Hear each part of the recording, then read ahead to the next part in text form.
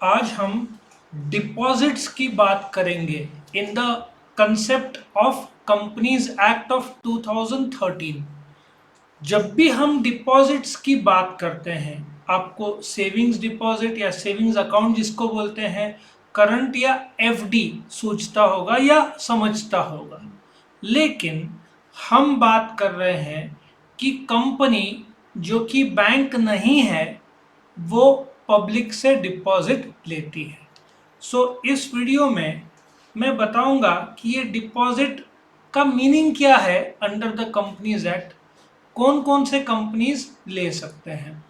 अभी का मेन हमारा कंसेप्ट है समझने का कि ये क्यों लाया गया। पहली बात तो कंपनीज एक्ट 1956 जब फॉर्म किया गया स्टार्टिंग में, तभी तो डिपॉजिट था ही नहीं। ठीक है, उस समय तो बैंकिंग भी अपना इतना डेवलप नहीं था। पहले तो कंपनीज एक्ट 1956 में, जैसे मैंने बताया, deposit for a company concept ही नहीं था। उस समय कंसेप्ट क्या होता था कि आप जाकर बैंक में सेविंग्स, करंट और रिकरिंग या एफडी जमा करते थे। वक्त जैसे बीता तो कंपनीज ने गवर्नमेंट को रिक्वेस्ट किया कि हमको भी आप अलाउड करो पब्लिक से डिपॉजिट लेने का, जैसे कि एक बैंक लेता है। किसने रिक्वेस्ट किया? कंपनी ने गवर्नमेंट को।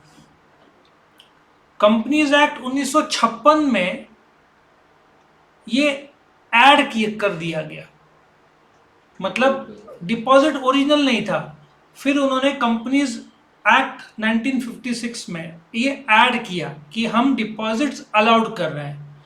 अच्छा, उस समय प्राइवेट लिमिटेड को एब्सोल्युटली नो बैंड था, प्राइवेट कंपनी पब्लिक से डिपॉजिट नहीं ले सकती थी। बट यहाँ पे देखो, प्राइवेट कंपनी को अंडर सर्टेन कंडीशंस अलाउड किया गया है डिपॉजिट लेने का। फर्स्ट पार्ट समझ में आया। लेकिन ये जो डिपॉजिट लेने का कंसेप्ट है, ये बहुत रिस्क भरा हुआ है, क्योंकि उस समय डिपॉजिट अनसिक्योर्ड हुआ करता था कि मैंने पैसा लिया, गिरवी कुछ भी नहीं रखा, तो लोग पैसा लेकर भाग जाते थे। ये भी एक किस्सा होता था।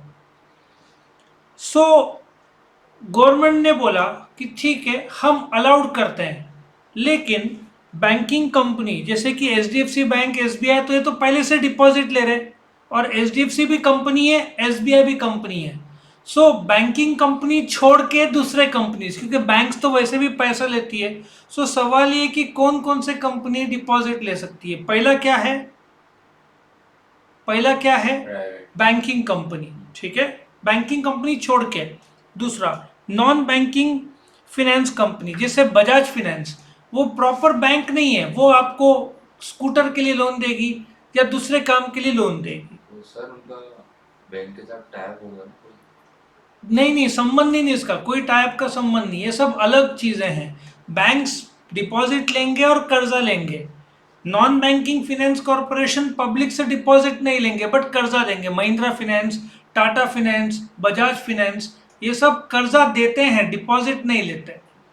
फिर हाउसिंग फाइनेंस कंपनी, एक जमाने में एचडीएफसी था हाउसिंग फाइनेंस, जो एक्सक्लूसिव हाउसिंग का लोन देता था। नाउ जो हाउसिंग फाइनेंस में एचडीएफसी एक्सक्लूसिवली हाउसिंग के लिए लोन देती थी, और एक एचडीएफसी बैंक था। पिछले साल या यही साल बोलना चाहिए, दोनों मर्ज हो गया, now they are one. HDFC bank और एचडीएफसी हाउसिंग फाइनेंस जो है, जिसको देखो एचडीएफसी और एचडीएफसी बैंक लिमिटेड, ऐसे दो कंपनी थे, दोनों मर्ज हो गए। ये हाउसिंग फाइनेंस। और जो लास्ट का है वो लिस्ट जो गवर्नमेंट ने, जैसे कि आरबीआई ने बोला कि ये हम इसको मानते कि डिपॉजिट नहीं ले सकता, ये छोड़कर जो भी कंपनीज है विथ सर्टेन रेस्ट्रिक्शंस उनको अलाउड रहेगा। तो कौन कौन से कंपनीज है? पहला, प्राइवेट कंपनी, बट किससे डिपॉजिट ले सकती है? मेंबर्स या डायरेक्टर्स या रिलेटिव्स या डायरेक्टर्स। ठीक है, यहाँ पे एम्प्लॉयज बोला है नहीं। दूसरा, पब्लिक कंपनी किससे डिपॉजिट ले सकती है? मेंबर्स और डायरेक्टर्स। एम्प्लॉयज बोला है नहीं। फिर एलिजिबल पब्लिक कंपनी, या दूसरा जो था public company other than eligible public company. अब पब्लिक कंपनी के दो भाग है, कौन से? एक एलिजिबल पब्लिक कंपनी और एक कंपनी, एक पब्लिक लिमिटेड कंपनी और एक पब्लिक कंपनी जो कि एलिजिबल है और एक जो एलिजिबल नहीं है। सिंपल सा है, पब्लिक कंपनी जो एलिजिबल वाली नहीं है और नॉर्मल पब्लिक कंपनी। फर्क क्या बताता हूँ, जिसका नेटवर्थ 100 करोड़ से ज़्यादा है, जिसका टर्नओवर 500 करोड़ से ज़्यादा है, दोनों में से कोई भी एक रहा तो वो ये माना जाएगा एलिजिबल पब्लिक कंपनी और दूसरे पब्लिक कंपनी। सो ये शॉर्ट में बताया जो concept of public deposit. Terms and conditions को मुझे डिटेल में अलग से वीडियो में बनाऊंगा। तो यहाँ पे ये क्वेश्चन खत्म होता है।